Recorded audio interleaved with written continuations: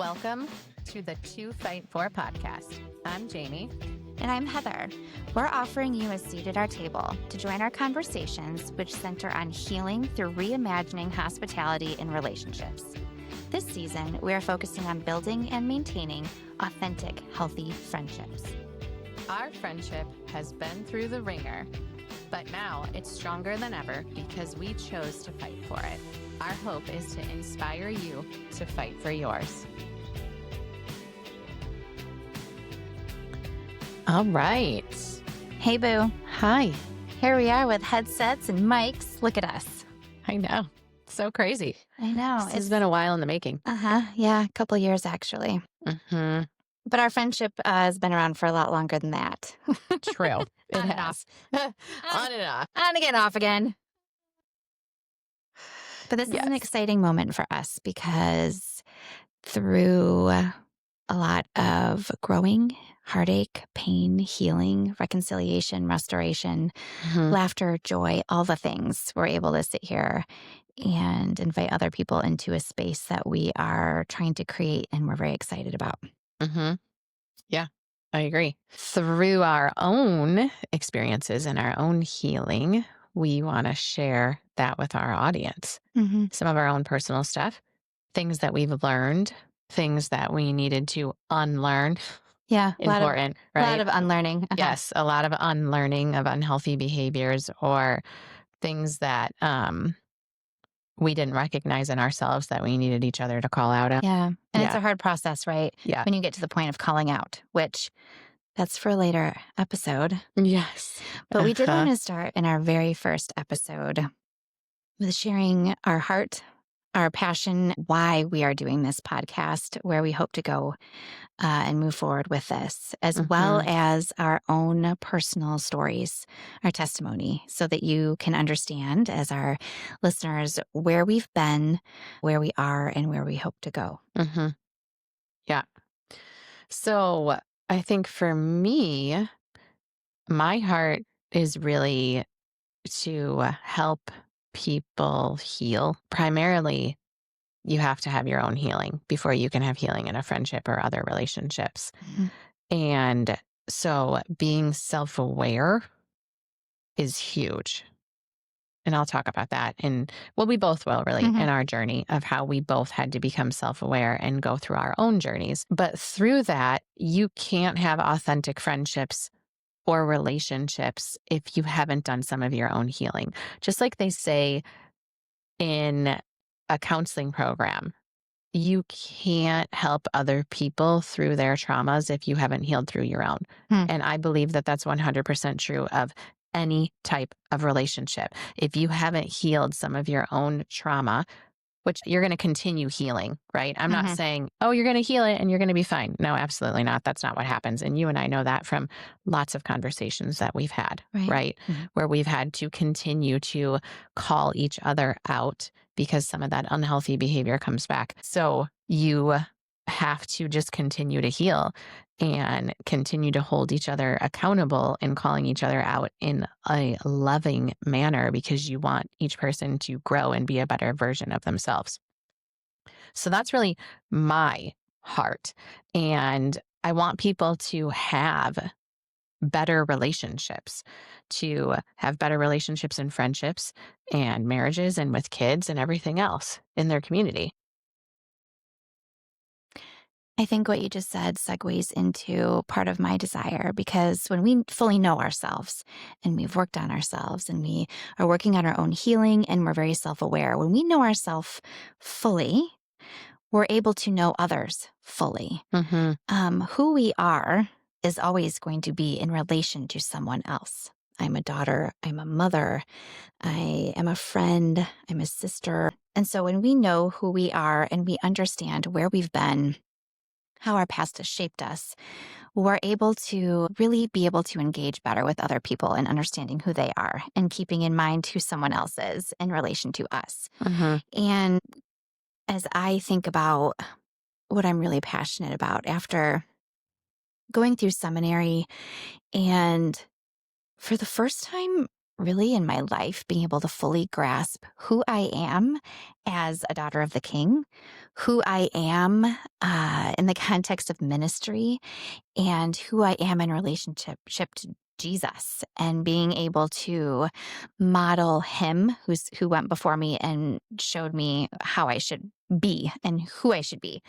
Um, I want to take that kind of teaching and translate it into what it looks like in relationships and in this first season, specifically friendships. For me, that looks like hospitality. The theme that has come up so much in my studies over the years is hospitality. And I look at hospitality as a posture of open arms. Mm-hmm. So as I even sit here talking to you now, my arms are open wide, they're extended. Yeah, you guys should see her actually. She talks with her hands, so she's constantly moving her hands and her arms. Constantly. And whenever I say the word hospitality, my arms are always open. I'm like extending you, and my arms are out to the side. That's what openness in relationship looks like for me. Hospitality is saying, I'm open, I'm myself, and you can be safe here too. I'm not closed off to you. Mm-hmm. I'm not defensive. There are no walls. This is a safe space for you to be here with me. And hospitality says that. So what does it look like in the context of friendship? That's what you and I want to flesh out in this podcast is how does an open posture stance look different than a closed one? And when we think about this podcast to fight for, we are reframing the fighting position essentially. We love the image of boxing gloves, but they're not balled up in fists, right? Like this image is kind of meant to evoke this thought of fighting, but not fighting against someone, fighting for someone, fighting for a relationship.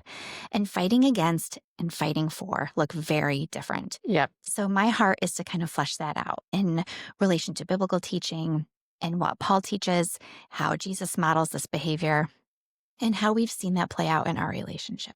Mm-hmm.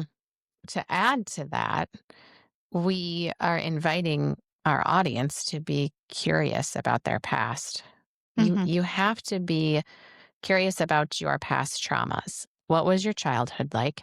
How was your friendships in your early ages? How was your friendships in your teen years? Or for those of you who are listening who are teens, you can still think about your early friendships and currently what's happening in your life. And then those who are adults, what kind of relationships did you have in your 20s and your 30s and 40s and beyond? You have to be curious about the things that have happened in your family. What kind of big traumas, what kind of small traumas, because all of those things affect you in one way or another. Even if you have gone through counseling and you've had healing, some of that stuff still gets stuck in our body and affects our relationships. And we know that. I know that firsthand. Me too. Yeah. So this seems like a pretty good segue into our story time. And I think that this is foundational for our podcast because in order to talk about relationships and healing, we have to be transparent with you about our own. And as you've heard, our friendship has been through the ringer, and it really has. And I think it's really important, though, to look not just at our friendship, or we might refer to it as like the big conflict, the big C. The big conflict in our relationship.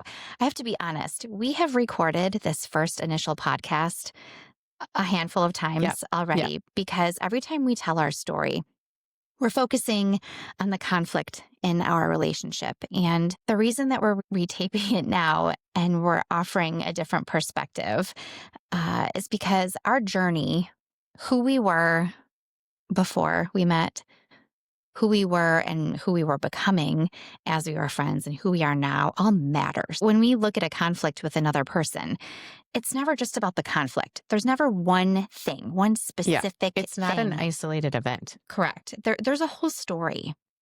When we look at the whole person, and this kind of goes back to what I was saying about wanting to have open arms to embrace the whole person before us, we're acknowledging that other person's humanness and all of that stuff that comes with it, our past and what we're working on. And so when we want to share our story, we want to share who we are. So this is going to be a very vulnerable moment for both Jamie and I because we want to share pieces of our testimony, how how we became the people that we are today and where our friendship intersects with one another in our lives Hmm. and how that shaped our first friendship, which we will refer to as friendship Friendship number number one. one. Friendship number one. Friendship number one, and then friendship number two, which is our current friendship. But the whole story matters. Yeah. And one thing that we can learn from Jesus right now in this moment is Jesus was a storyteller. He communicated with people by being able to be relatable and offering insight and stories and examples that offered solidarity, but also reminded people how he works in those moments. And as we share our stories, I would love to keep in mind that Jesus is near, that he constantly worked with both of us in the good times that shaped us and in the Hmm. painful times that shaped us. And here we are on the other side of this in a place of healing and reconciliation. And this is about me and Jamie that I'm specifically talking to right now, that we have walked through a hard thing. And now we want to invite you into that space with us because our desire is to share how we healed so that you might find healing and reconciliation in your own relationships. Hmm. Yeah. So I guess I'll go first then. Sure, go first. Okay. Okay. Yep. I'm going to do that. Mhm. I think it's really important that we both share some of our family dynamics and our early friendships. So, if I talk about my family dynamics, and I'm not going to get too deep, but I think it's really important that in order to heal current relationships, you have to be open and curious and reflective about your past. You Mhm. have to, because there are certain things in my family and in my past friendships that have affected the way I view things currently. So, a little bit about my childhood. I have one brother.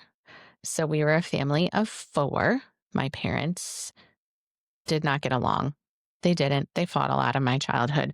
I remember standing in the kitchen and them screaming and yelling at each other over things like I wanted to wear these pink sparkly boots, these cowgirl boots, and they were my favorite thing, and I wanted to wear them all the time. And I remember at an early age standing in the kitchen and my parents screaming and yelling because my dad didn't want me to wear them, and my mom was like, "Who cares what shoes she wears?" And I remember that. Hmm. Yeah.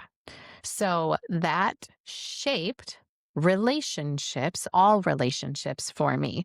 It also shaped my attachment style. So, for those of you who know attachment styles, I'm not going to get too deep on that. I have a fearful avoidant and a dismissive avoidant attachment style. I'm a little bit of both, which has shaped some of the things that I have done in my past. And I'll relate that more as I talk about during our friendship and in between. So, lots of fighting, lots of yelling, lots of ignoring each other in my household. My dad wouldn't talk to my mom for months on end, weeks. I mean, just completely ignore her. So, this shaped how relationships should work in Hmm. my life. And then as I am growing up, I would retreat a lot to friends' houses. People always wanted to come to my house and hang out, and I always wanted to get out of my house. Hmm. But my parents weren't around a lot. So I think that's why people wanted to come to my house. It was Yeah. like this free space. But for me, it was an unhealthy space, an unsafe space, and I didn't really want to be there. So I always wanted to leave. So the moment my family would get back, I'd usually be like, okay, let's get out of here now. Fast forward to high school. And there is a key moment that I will never, ever forget. I went to school one day and none of my girlfriends would talk to me, wouldn't make eye contact with me, wouldn't say hello. It was like I didn't exist. I had a couple of really close guy friends. They talked to me, and that was it. None of the girls would talk to me. I just had completely been ghosted in real life, though. We didn't have social media back then. So show up to school face to face, like, what's going on? Are you mad at me? Why are you not talking to me? So I'm looking to have a conversation and they're just Yeah, there's nothing. nothing, Oof, yeah, that's rough. nothing. I So know what that that, feels like. yeah, Foreshadowing. foreshadowing. So that definitely shaped friendships and how I trust people in relationships Hmm. because I'm always on guard. Obviously less now, and I'll talk about that, my Hmm. healing journey. But that's my family dynamics, some of my friendship stuff. That has definitely shaped the way I view all relationships in my life. Do you feel like for you, it's been easier or harder to maintain female friendships versus male friendships? Harder. The only people that I talk to from my past would be men. Hmm. Like Any, people I've known since I was, 6, 7, 8 years old. yeah, and are there thoughts on why that might be? I think not all men, but a lot of men, they're not afraid to just call it for what it is. Hmm. They have the uncomfortable, difficult conversations. They might not have really um, deep conversations, but if they don't like something, they're going to be like, why the hell did you do that? What's wrong with you?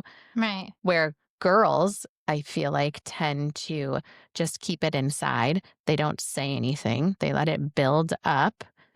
And then all of a sudden, they let that affect their relationship because then they start to have pent up feelings about the other person and or talking about it with other people, and then more things get fed into that, and Hmm. it just creates this really unhealthy cycle, Hmm. is what I believe. Now Yeah. there are definitely men who will have very in-depth transparent conversations, for sure. I'm not trying to, say that all men are Right. like Yeah. that or all Hmm. females are like that, but in my experience in life, that's what I think happens.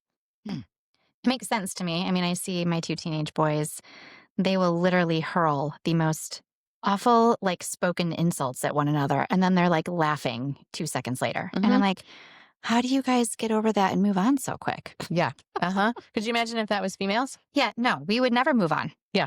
That would be like written on our gravestone, like, still hates so and so for saying this thing back in 1983, Like, Uh-huh. But that's because they don't talk about it, right?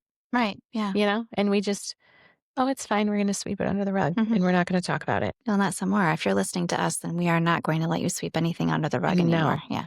Yeah. We're going to talk about how we don't do that and we didn't do that. Hmm. So, all right. So now you have to share a little bit of your past family and friendship relationship. Okay. Well, I grew up in a family of 6. I had 3 younger brothers. I think this is something that you and I might be a little bit similar in, is I had a lot more male friendships than female friendships. Mm-hmm. But growing up, I was the oldest daughter in a very loving household.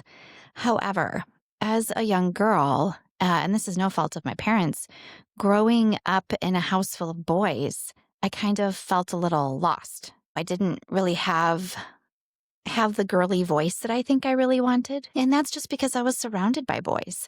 When I played with toys growing up, I played with Micro Machines and Battle Beasts and Wrestlers. Yeah. So I think deep down, I felt like a part of me was stifled. I wanted to be girly, and I couldn't always be girly if I wanted to play or, be around my brothers. Mm-hmm. So I think as a smaller child, I felt quieted, not intentionally quieted by anybody, but just quieted. I felt like I kept things inside to try to assimilate into my surroundings and fit in a little bit more. Mm-hmm. And as I grew older and I had relationships, friendships in middle school, you talked about a very specific moment in high school.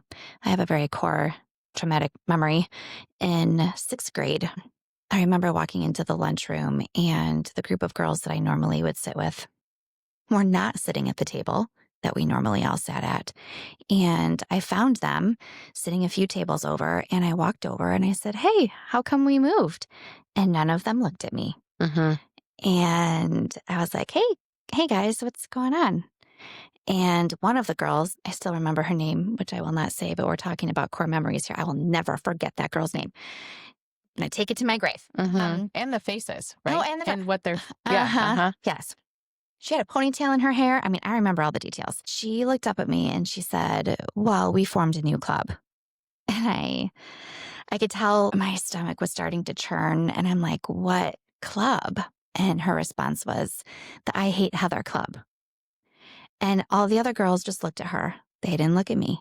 And I remember walking away from all the girls that I thought were my friends and going and sitting by myself at a lunch table. This was sixth grade. And that is a core memory for me, the I Hate Heather Club, because I think that had a very profound moment in shaping how I view female friend groups. Yeah. That they can turn on me on a dime, Mm-hmm. that they can kick me out of their group, and then I will be left all alone. And that is not the first time that a friend has abandoned me or walked away from me without any sort of explanation. And I'm left wondering, what did I do wrong? What's wrong with me? That became an internal dialogue for me. What is wrong with me? Mm-hmm. So I started to carry that through high school and college, and it was much easier for me to have guy friends. I was afraid of girls. Like, girls scare the crap out of me. I'm like, they're mean. And sometimes they really are mean. Not all girls. But for me, that was my story. And so I ended up having serious boyfriends because they felt safe for me. I'm like, the guy's not going anywhere. And that really began to shape my friendships. In college, I had a couple of very close friends who I love dearly, but I always felt like there was an emptiness, I think, deep down. And I can remember praying, God, I just want a best friend.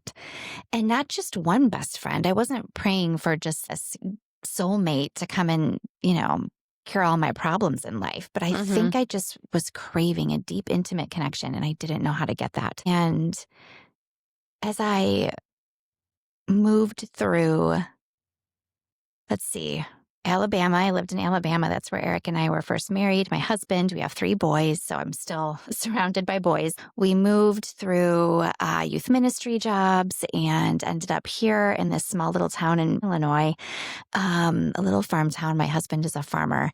And as I moved here as an outsider, someone who was craving connection and had young kids, I was looking for friendship. And now that I'm married, I can't exactly just have a whole bunch of guy friends that I go hang out with. We don't really hear about that much anymore. It's No, like you get married no. and It like, changes things. bye, all of my friends. And if you're Yeah. like us and you have a whole bunch of guy friends, that kind of, that sucks. Like, It's isolating. yeah. So, Yeah. and so is moving. And you came here and I came here and we met and we became friends. And so here we begin friendship number 1. Mm-hmm. Friendship number 1. So we became friends and started hanging out. And it was a pretty large group of us Yeah. that we were all friends and we would all hang out and do things together. We did Bible studies together. Yeah. And I think starting off, we were really just trying to get connected. We met through our husbands who had grown up here, and their jobs kind of intersected every now and then, and they became reconnected. And Yeah, because neither one of us, Heather nor I, grew up in this rural town. So we got connected, yes, because of our husbands, and then because of things in the community. Right. Very small community. Yeah.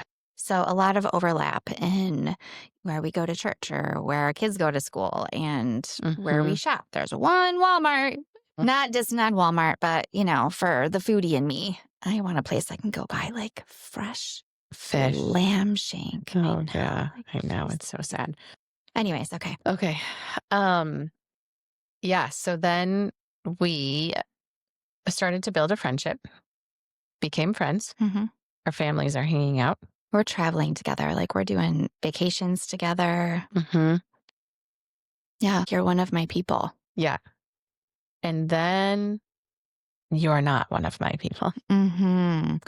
So before we get there, as we are developing our friendship, and this is growing, we're keeping in mind what we're bringing into a friendship as we're meeting, right? So I'm bringing in the Heather who didn't speak up for herself. Mhm. And I had, and I can share more in future podcasts, but I'd had enough experiences in my life where I had been silenced, where my voice had been either dismissed, overlooked, where I'd been belittled, I had been laughed at uh, by male leaders, even in the church. I had had so many encounters with people who either did not value my voice, did not listen to my voice, or made me feel like what I had to say was just n- not important.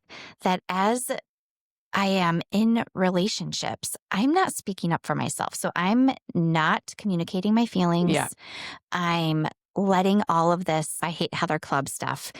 I mean, I literally carried this through with me since sixth grade. Fear of abandonment and carrying that with me. That's my attachment style. Jamie talked with hers a little bit. Mine is, Anxious, yes, preoccupied. anxious, preoccupied. So the fear of abandonment drove my attachment style in friendships. So I would get very anxious.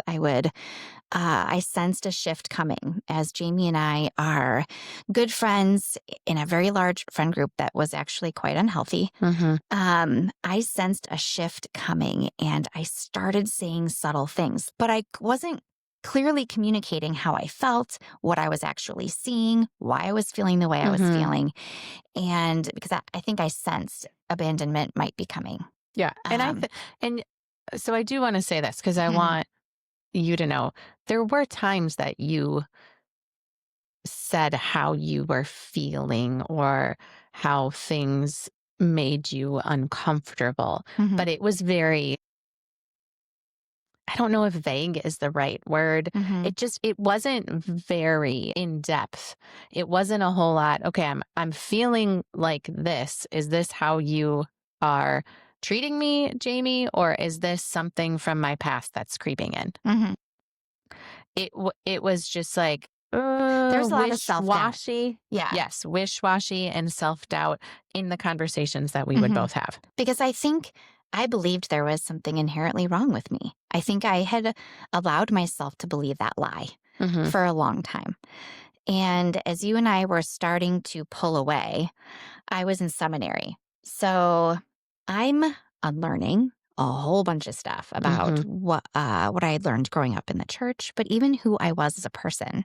And as I'm unlearning and I'm starting to relearn and rebuilding this stronger sense of a theological foundation, I'm then starting to become a little bit more confident, more bold in my speech. But at this point, you and I weren't speaking, but I'm strengthening. I'm moving through this Yeah. part of my journey, strengthening. Prior to that, there was you walking away. Yeah. So again, like Heather said, we shared some of our family history and our friendship history because that plays into the people that we are. Hmm. Those moments with friends in sixth grade and in high school and other moments that we didn't share, they don't just magically disappear because you've had healing. You've gotten to know yourself. You recognize your unhealthy coping strategies and you've changed them to not use the unhealthy coping strategies anymore. And now you have different strategies or you don't even need them because you realize it's safe. Those moments never disappear. We're going to have those traumatic friendship memories forever, And they shape us. Our and they shape past us. shapes us. Yes. So, mine with all of my stuff is learn to just not really trust people. I became very independent, and I am still independent. It is something that I feel like I'm probably going to fight forever because there are times when Heather will say, I know that you need help. Stop being like that and just ask for help already. Like, what Hmm. is wrong with you? Hmm. And I need that. Like, I need somebody to call that out in me because that is a weakness of mine, but it has been shaped from my past. So, in friendship number one, I was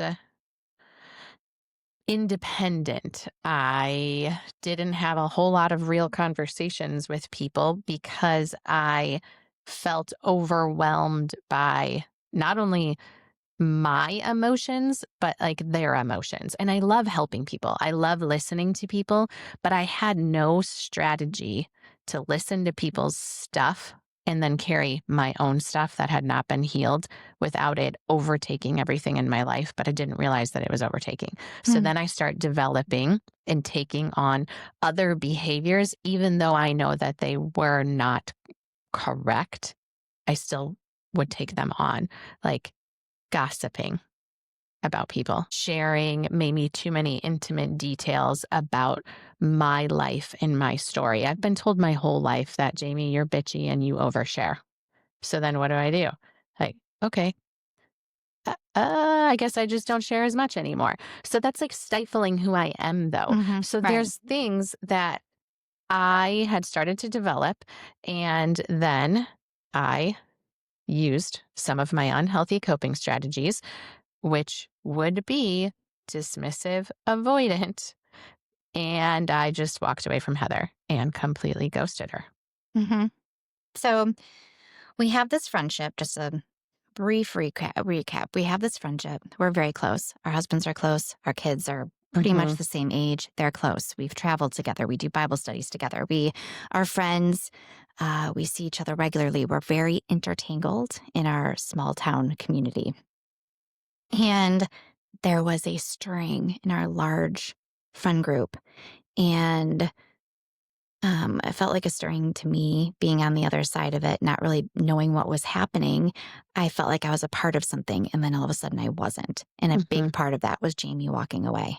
So then I'm left feeling alone because when Jamie walked away, she kind of took an entire friend group with her. I felt very isolated and lonely. And that's important here because this all happened right at the beginning of when I was in seminary and Jamie was getting her master's in counseling. And so we're both going through this growing process, Yeah. or maybe I should say this growing process was just beginning as this Hmm. conflict was starting to show itself in Yeah. It's our, just yeah. the beginning. So apart from each other, we're then doing all of our inner work. And I'll let Jamie share her inner work, but mine was, like I've already shared, really figuring out who I am and finding the strength and confidence to be who I am. So I'm going through a strengthening process during seminary. Through this strengthening process, I find my voice. A voice that had been stifled, a voice that had been dismissed. I'm a writer, so I'm starting to write again, and I'm writing with confidence and boldness, not because of who I am, but because of what God put in me. And I found a new sense of maybe joy as well in being able to just be me and unapologetically me. Yeah. I became a little bit more authentically me, and I've always been an authentic person, which is why I think sometimes. And you and I are going to go back in future podcasts and talk more specifically about our relationship one versus relationship two. Yeah. But as someone who struggled with her voice, it's very difficult to speak up and be authentic when you don't feel safe in certain situations with certain people. So I wasn't able to offer that authentic part of me in friendship number one. So as I'm working through all of my stuff, you're working through all of your stuff. Hmm. Yeah. So then I am in grad school for mental health counseling, and I am forced to work through a lot, if not most of my stuff. I had been to counseling before, so it's not like, oh, I'm going through grad school. I want to be a counselor for mental health and I want to help people. I had been through counseling as a teenager, as a young adult, as an adult later in life, but my program was so intense. And the school I went to was very much, if you don't work on your own stuff and heal some of your trauma and your wounds, you're going to bleed over on everybody else and you can't help people properly. So we had to talk about our own stuff in classes. It wasn't an option. We didn't have a choice. So that really forced me to look at relationships and specifically female relationships in my past and at the time in my present when I wasn't talking to you anymore and I was still intermingled with other people. Mhm. So interesting that you and I found ourselves in separate deserts. Yeah. So you became stronger and bolder and found your voice, where I became softer and learned that I don't always need to use my voice. And when I do use my voice, I don't always have to be overpowering and an oversharer. So we both did healing, but it was almost like opposite of each other. Mhm. It's one of those things I think back on just about when you look at the big picture, and it's always so important. Even when we look at the Bible, when we open up the Bible, we always want to keep the entire biblical narrative in the forefront of our mind.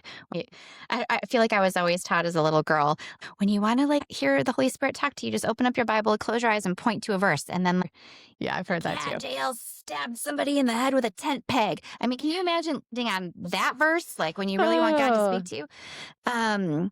But no, when we really view the whole story, we can see the beauty of what God was doing and how He was emboldening me and softening you at the same time as we're both in our separate wilderness places, and just the beauty of that growth. And that's probably why I was able to receive you that day that you texted me completely out of the blue Yeah. after 2 years of not talking to 2 me. years of not talking. Yeah. And you're like, let's talk. Hmm. And I said yes. Yeah. But just so our listeners know, I knew Heather was in seminary. She knew I was in grad school for Mhm. counseling. But what we didn't know was what was happening in each of our lives and the healing Mhm. and the changing in our hearts. Mhm. We had no clue that that was happening. Correct. I knew it was happening for me. I had no clue what was happening with her. I hadn't talked to Mhm. her for 2 years. And then I send her a text message about meeting me at breakfast so we could talk after 2 years of not talking to Mhm. her.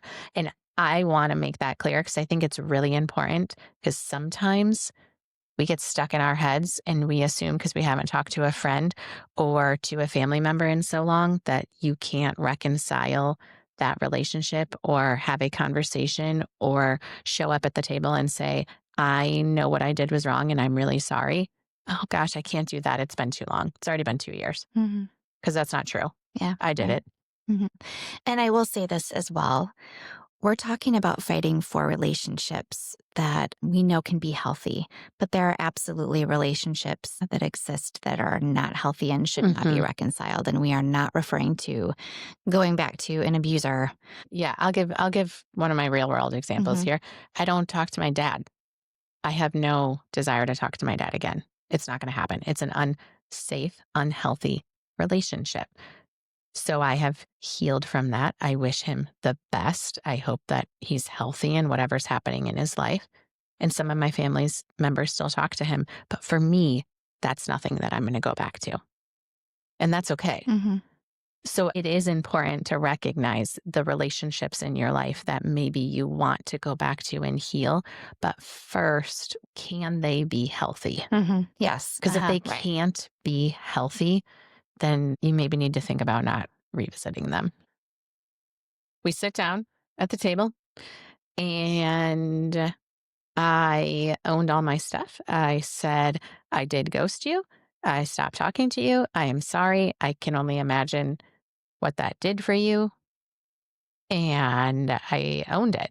I Mhm. mean, I was also in pain and sadness.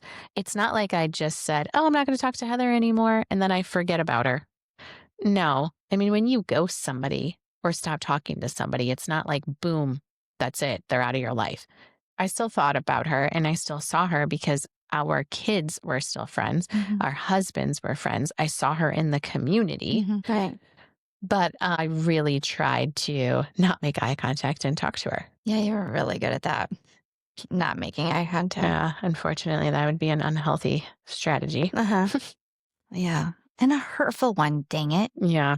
And we can say these things to each other because we've healed and worked through them. And sometimes I'll even joke around and call Jamie a jerk. But I think the reason that we're telling the story this way, where we're talking about our entire life and how the whole picture matters, because it'd be very easy to see Jamie as the bad guy and me as the victim, but that's not That's not what really happened here. When we really look at the big picture, we see two women who carried unhealed wounds and trauma and a past into their lives and were trying to function the best that they possibly could without dealing with the past. Yeah. And when our two personalities collided, me second guessing myself and being anxious and not knowing how to express my feelings, and And then me feeling like I'm constantly needing to be self-reliant, and I purposely have a reduced emotional connection with people. I withdraw when I start to feel overwhelmed because I really want to know people, but then I get to know you and then I'm like, ooh, I don't know what to do with all this emotion. Yeah, and I felt that. Yeah. I could feel that. And eventually, then, yeah, that's where we ended up. We ended up not friends in a very hard, drastic kind of way. But when we talk about working through this healing moment for us in the coffee shop, I would not have been any sort of receptive person towards Jamie if she did not lead with, I'm sorry I ghosted you. You owned it right off the bat, and I needed that in order to feel safe to even have any sort of further conversation with you in that moment. So that was a huge moment for our healing. I needed that from you. I needed you to own that. And that also communicated that you'd been doing some work, you know? Yeah. Yeah. So then we started hanging out slowly in family group settings with each other, and we rebuilt friendship number 2. And I'm obviously fast forwarding a whole bunch of stuff that's in between there. Okay, Yeah. guys, like really fast forwarding because we're going to talk about some of that stuff in other podcasts. But we started hanging out as a family. We started to build our relationship. And now, do we make all of those same mistakes that we did in friendship number 1? No. No, we do not. And when we occasionally, those unhealthy coping strategies come back, guess what happens? We call one another out. And we've had those stories happen, and we're going to share them with you. And we're going to share them. Look at Juicy. We'll talk about some details. But I think as we move forward in this podcast, just to recap, my hope is that healing will be something that does not feel daunting, and conflict can be reframed as a positive thing in our lives. I think so often we have a fear of conflict because we're afraid of abandonment, or we're afraid of being attacked, or afraid of being misunderstood. But conflict is healthy. And I think I will probably say this over and over again, but the absence of conflict in a relationship does not mean it's healthy. Conflict and conflict resolution is a sign that we are and can be safe to be able to speak our feelings, know that we are held by another person, and it gives us the opportunity to connect and grow deeper and have more intimate relationships.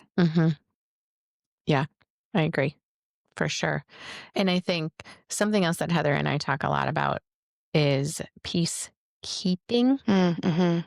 And we don't want to be peacekeeping people in our friendship. No, we want to be peacemakers. Yes. And sometimes that looks like stirring up a little bit of trouble. It does. I don't want to be a peacekeeper with Heather and just continue to brush things under the rug or pretend like what she said the other day didn't hurt me and I don't ever bring it up and talk to her. I don't want to do that. That's a peacekeeper. Because if you're keeping the peace, what you're doing is you're keeping external peace. So from somebody else's vantage point, it looks like there's no conflict, but there's a lack of internal peace. Peacemaking means there's peace for everyone, including the person who's struggling. Yes. So we're going to get into a lot more details about that, but that's what our friendship number 2 looks like. Yeah. It's peace. It is. Making. It's peacemaking. In a lot of conversations, which sometimes, guys, involve a lot of tears. It involves a bottle of wine. And chocolate chips. And, oh, yeah, because Heather loves her chocolate. Chocolate chips, though. I mean, okay, the bag of Ghirardelli dark chocolate chips are delicious. And I mean, you just pop a handful. Like, it's the easiest little indulgent. But anyways, whenever we have a heart-to-heart, it's red wine and chocolate chips. We do. But it also is being authentic to yourself and with each other. Yeah. You have to be able to name some of the things that are hurting you. And if the other person knows you well enough, like she knows me well enough, she understands and can call out, I feel like that might be from your childhood. I feel like this might be coming from your past and it actually has nothing to do with me. Or the way you just smiled at me, I know something's wrong. Yeah. And that goes back to really truly knowing ourselves so that we can know others. And we really, really take the time to know our people. Yeah. And so I think that that is ultimately what we want for people. Our goal with this podcast is that people would heal their relationships with friends, with partners, with siblings, Kids, with coworkers. kids, I mean, everybody. But in order to heal those, you have to come with open arms.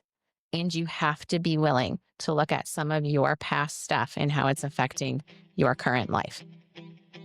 Amen to that, sister. Okay. Okay, catch you next time. See you next time.